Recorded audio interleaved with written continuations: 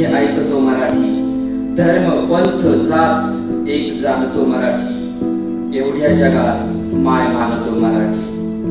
कालच आपण 27 फेब्रुवारी 2022 म्हणजे वि वा शिरवाडकर त्यांना कुसुमाग्रज या नावाने ओळखलं जायचं.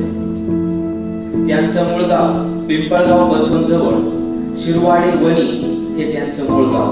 मूळ नाव गजानन रंगनाथ शिरवाडकर, पण त्यांचे चुलते त्यांनी त्यांना दत्तक घेतलं आणि त्यावेळेस त्यांना विष्णू वामन शिरवाडकर असं नाव देण्यात आलं.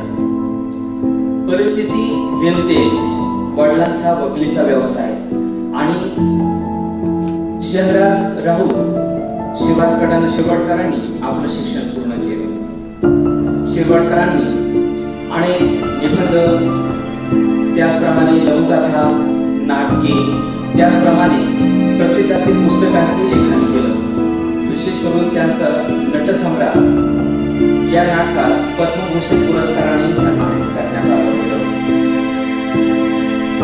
ज्ञानेश्वरांनी रुजवली ती भाषा मराठी, शिवरायांनी टिकवली ती संस्कृती मराठी आणि संतांनी वाढवला तो वाद मराठीचा. म्हणून म्हणावंसं वाटतंय की ही मराठी निर्मिती कशी झाली किंवा मराठीची निर्मिती कशी झाली. मराठी ही कालची किंवा परवाची भाषा नसून मराठी ही हजारो वर्षापूर्वीची मराठी आहे.